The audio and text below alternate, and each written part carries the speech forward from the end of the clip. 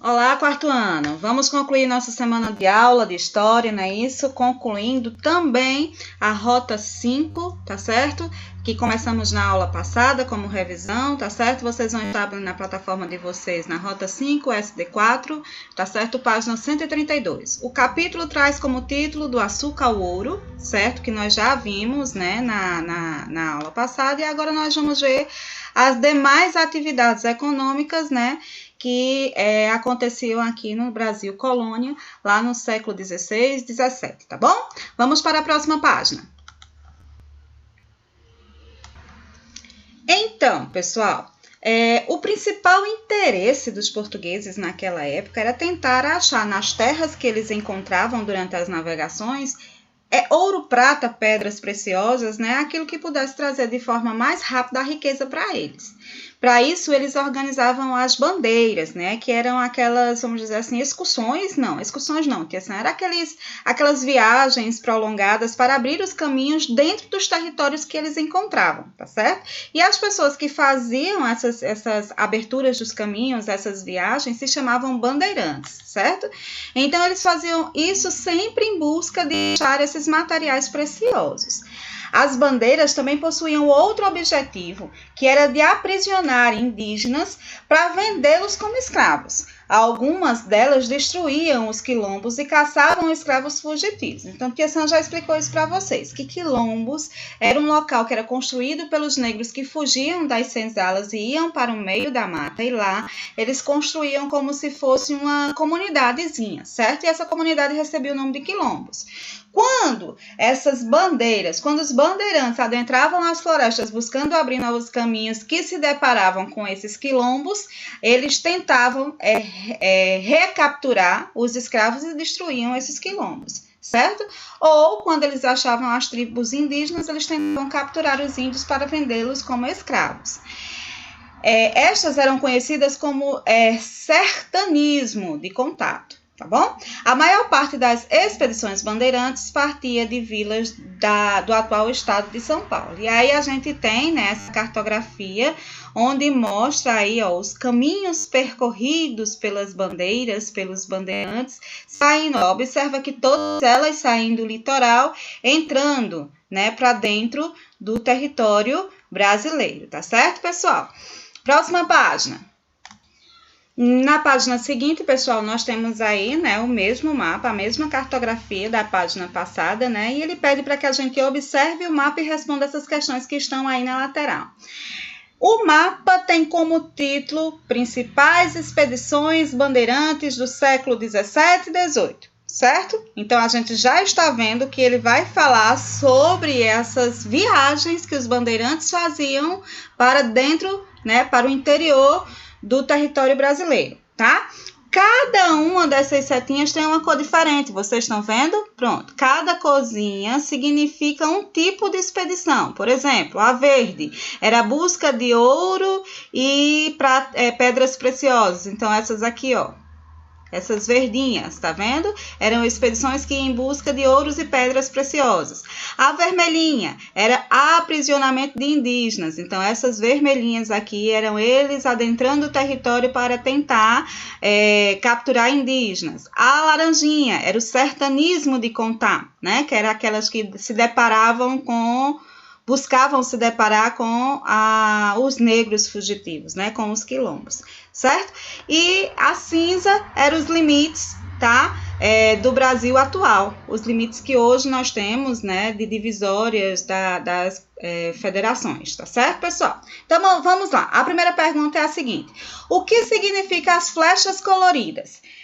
Tia Sam já mostrou aí, né? Já disse praticamente a resposta para vocês do que é que essas flechinhas coloridas, né, estão indicando. Digam aí para mim o que é. Isso mesmo, pessoal. Elas indicam os caminhos percorridos pelos bandeirantes, exatamente. Próxima pergunta.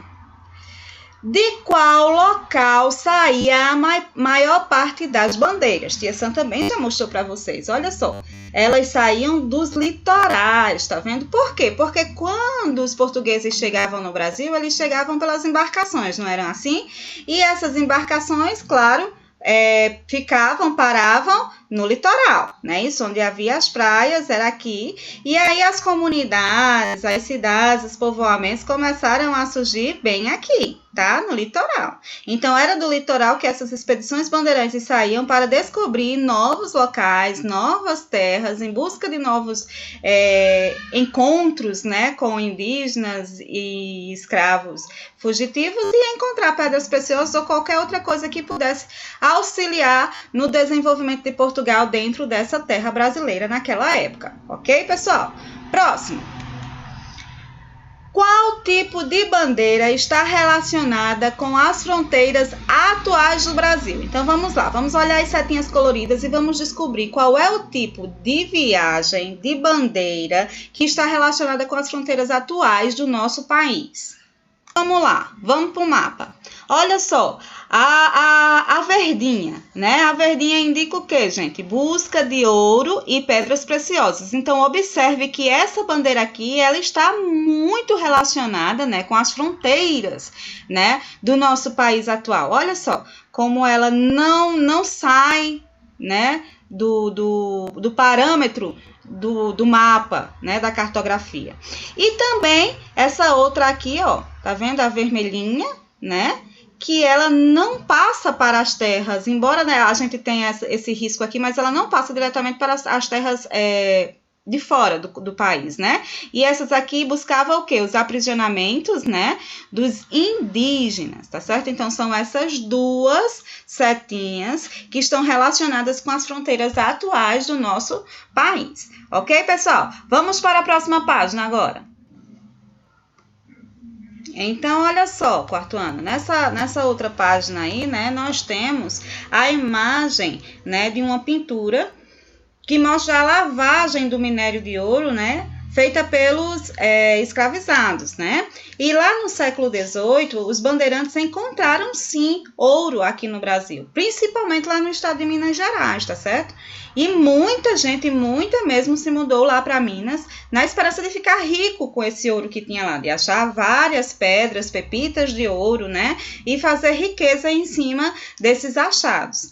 Havia uma pessoa escolhida pelo rei de Portugal para administrar a região, ou o intendente das minas. Esse era o nome que era dado a ele, certo? Intendente das minas. Ele era responsável pela distribuição das minas e pela cobrança de impostos. Ou seja, as pessoas iam para lá tentar achar ouro, mas para ficar no local, esses intendentes aqui tinham que cobrar delas impostos, tá certo? Elas tinham que pagar impostos para poder fazer a mineração nesse local. E o principal imposto, gente, era o que a gente chamava que eles chamavam naquela época de o quinto, ou seja, todo o ouro que era encontrado, 1/5 do valor daquele ouro deveria ser enviado para Portugal. Entendeu como é que funcionava? Então, para evitar o contrabando, havia as casas de fundição, que era um local para derreter o ouro e separar a parte que já era de Portugal, certo? Eles eram obrigados, vamos dizer, que Tia Sam era uma dessas pessoas que estava lá buscando encontrar o ouro. Aí eu encontrava uma pepita, certo? De aproximadamente, olha como Tia Sam vai pensar grande, de 2 quilos de ouro. Eita, Jesus! Mas os intendentes da mina não me deixavam sair com esse ouro que eu encontrei, não. Eles me levavam para essas casas de fundição, certo? E lá o ouro era derretido e já era tirado o 1/5 que era enviado para Portugal e o restante era entregue a mim, certo? Mesmo assim, isso mesmo com esse imposto tão alto, né? Mesmo assim as pessoas iam em grande quantidade em busca, né, de enriquecer com essa prática, certo, pessoal? E o ouro que iria sair de lá para a Tia Sam, né, o restante do ouro que ia sair da casa de fundição para a Tia Sam, saía em barras, certo? Mas recebia o selo da realeza portuguesa. Nesse período, muitos comerciantes dessa região também ficaram ricos vendendo alimentos com preços mais caros. Por quê? Porque tinha muita gente lá na área da mineração e eles precisavam se alimentar, né? Então, as pessoas montavam ali pequenos mercados para vender essa alimentação e vendiam com preços absurdos, né? E conseguiram, sim, enriquecer com essa prática. E diversas cidades e vilas foram fundadas e atualmente são patrimônio cultural do Brasil, e um bom exemplo disso é a cidade de Ouro Preto.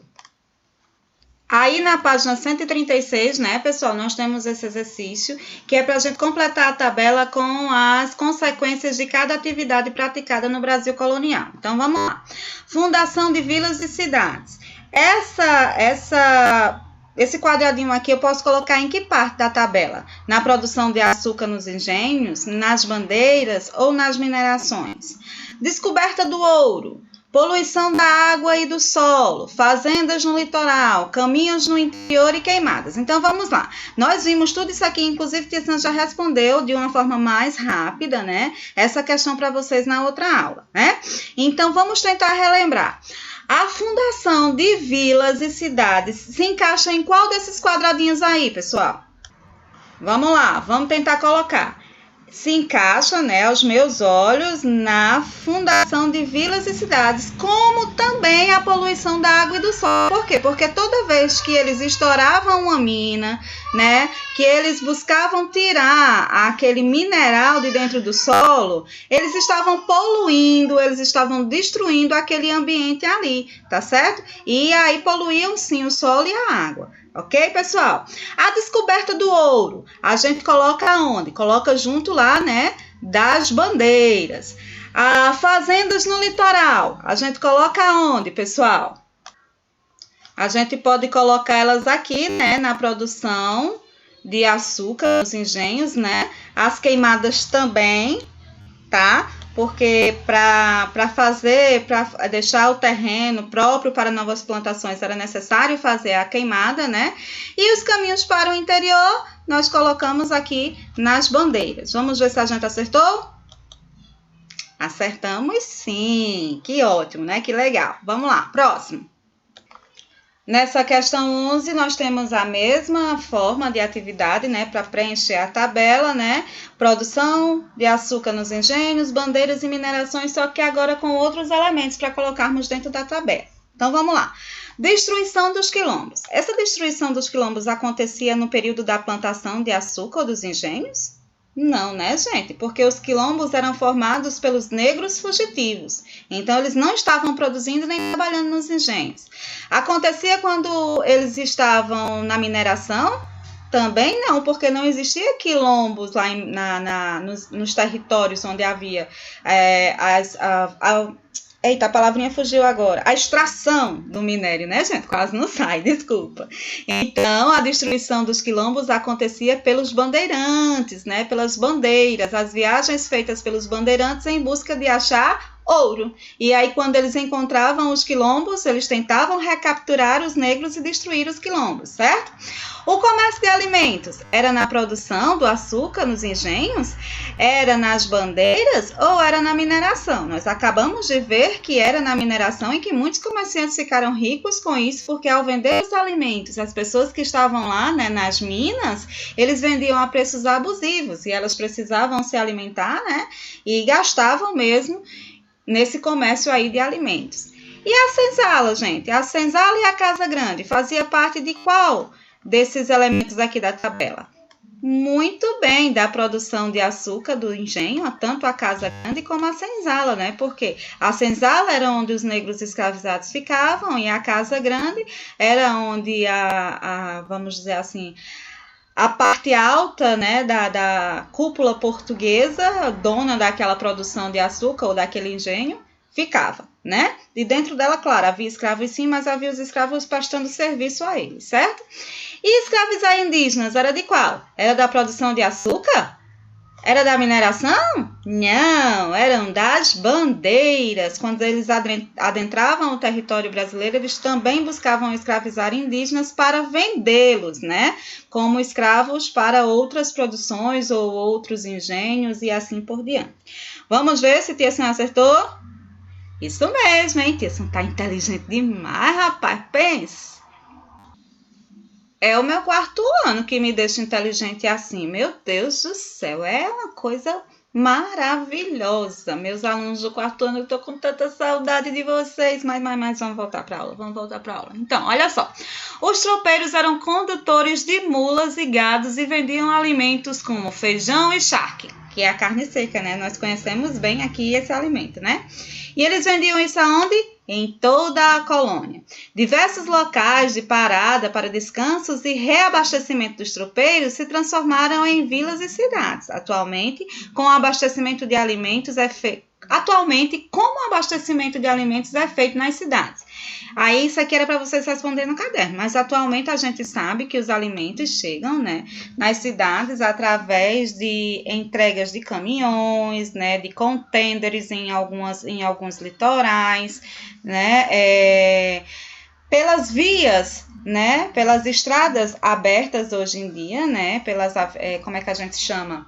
Pelas BRs, né, aberta hoje em dia, onde boa parte dessa alimentação chega aos supermercados, né, e a gente faz uso dela. Mas antigamente não era assim, antigamente era pelos tropeiros, pelos condutores de mulas, certo? Nos cavalinhos mesmo. Inclusive, a nossa cidade de Campina Grande foi fundada a partir desses condutores, né, os tropeiros da Borborema, que chegaram aqui, né, nesse território, montaram, vamos dizer assim, o cantinho deles ficarem por aqui, né, para tentar descansar naquela época, como uma parada mesmo, né, de reabastecimento de força. E terminou que ficaram por aqui e surgiu a nossa rainha da Borborema, tá? E aí nós temos uma imagem de um caminhão em estrada de terra, né? Temos na lateral a imagem da terra sendo preparada para uma plantação. Então, o que é que a gente entende? Que esse caminhão aqui está se deslocando para um local onde vai ser recolhido algum tipo de plantação mais na frente, né?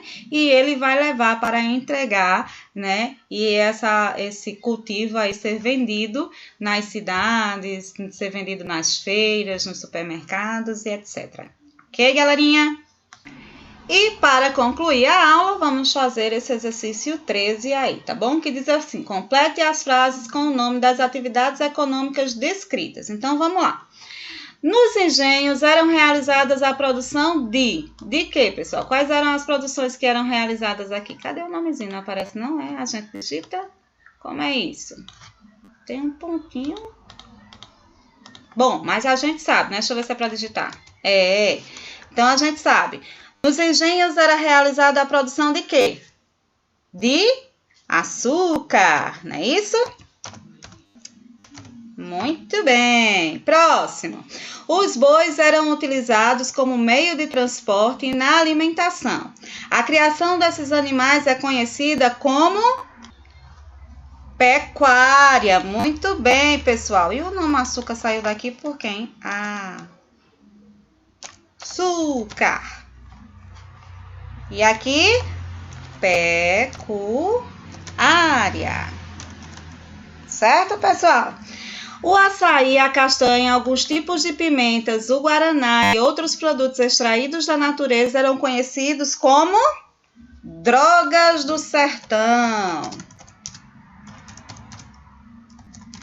Não é isso? E o próximo? Tinham 3 objetivos: a descoberta do ouro e prata, a destruição de quilombos e a escravização dos indígenas. Qual era a palavrinha que completava essa frase aí? Qual é, na verdade? As bandeiras, não é isso? E, por fim, a exploração do ouro na região de Minas A exploração do ouro na região das Minas ficou conhecida como mineração. Tia Sam hoje está com a língua enrolada. E acertamos tudo. E é isso, pessoal. Concluímos hoje a nossa revisão do capítulo 5. Lá na agenda, a Tia Sam está colocando para vocês uma atividadezinha que vocês devem estar fazendo. Se você ainda não entrou na nossa sala virtual, lá na sala de aula do Google, certo? Entra, corre lá, se inscreve para participar. Os colegas de vocês já estão lá, ó, tudo conversando, trocando ideias, tia Santa achando ótimo. Para que segunda-feira, em nome de Jesus, a gente possa se ver, né, pelas telinhas e matar a saudade. Tá bom, pessoal? Cheiro grande para vocês, um final de semana bem abençoado, que Papai do Céu esteja com a mão protetora dele em cima de vocês e da família de vocês, tá bom? Beijão, tchau, tchau! Como já ensinado anteriormente, vocês vão criar um Gmail para o aluno ou para a aluna e estarão acessando google.com.br, realizando o login através da conta do aluno que foi criada, tá ok? Nesse caso eu criei uma conta genérica aqui para estar exemplificando. Digita login, digita a senha, vai clicando em próxima. Na sequência, vocês vão acessar Google Sala de Aula. Para alguns, já estará aparecendo aqui a turma que ele estará presente. Caso não apareça, qual a solução? Clica-se nesse mais, participar da turma, e vão pedir aqui um código. Então o código que a gente vai estar colocando é o código da turma, que será esse daqui, ó. Se o aluno for um aluno do primeiro ano, ele vai digitar o código que tem do primeiro ano. Se for do segundo, o código do segundo ano. Se for do terceiro ano. E assim por diante. Como exemplo aqui, eu vou adicionar esse aluno na turma do primeiro ano. Pronto, já digitei aqui o código da turma do primeiro ano, bem direitinho, do jeito que tem na imagem. Clico em participar. Automaticamente eu comecei a fazer parte da turma do primeiro ano, tá ok? Até se eu for entrar aqui para visualizar as pessoas, eu vou conseguir visualizar os professores, ou alguns coleguinhas que já estão presentes aqui.